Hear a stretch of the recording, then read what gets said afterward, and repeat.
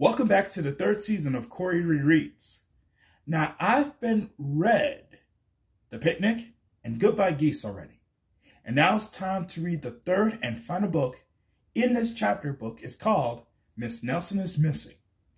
This story is about a teacher who never come to the school. But it has a secret though.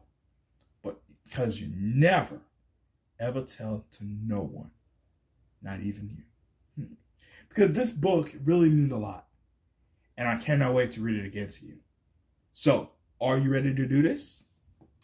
Then let's read it. Miss Nelson is Missing by Harry Allard. Illustrated by James Marshall. The kids in room 207 were misbehaving again. Spitballs stuck to the ceiling. Paper planes whizzed through the air. They were the worst behaved class in the whole school. "Now settle down," said Miss Nelson in a sweet voice. But the class would not settle down. They whispered and giggled. They squirmed and made faces.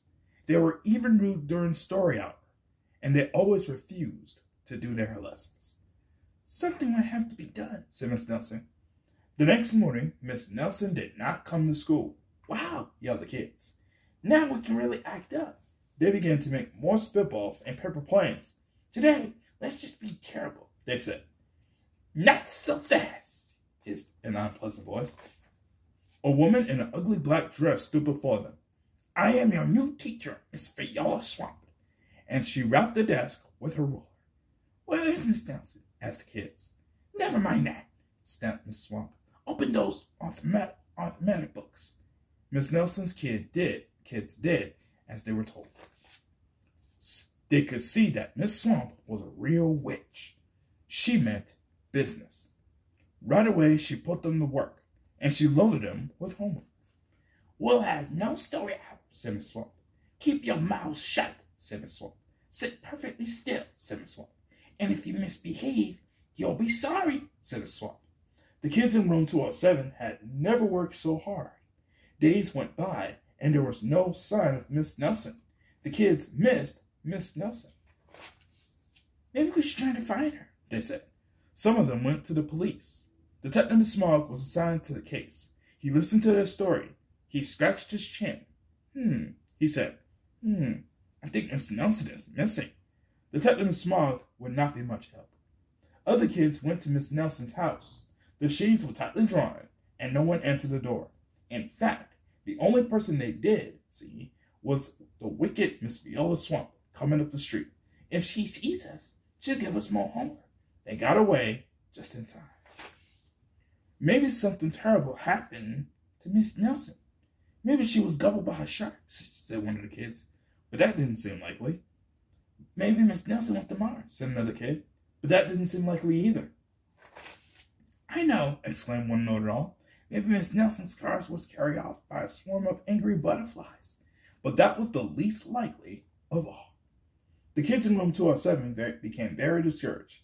It seemed that Miss Nelson was never coming back, and they would be stuck with Miss Viola Swamp forever. They heard footsteps in the hall. "Here comes the witch," they whispered. "Hello, children," someone said in a sweet voice. It was Miss Nelson. "Did you miss me?" she asked.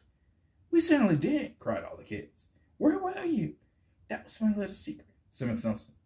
"How about story hour?" "Oh, yes," cried the kids. Miss Nelson noticed that during story hour, no one was rude or silly.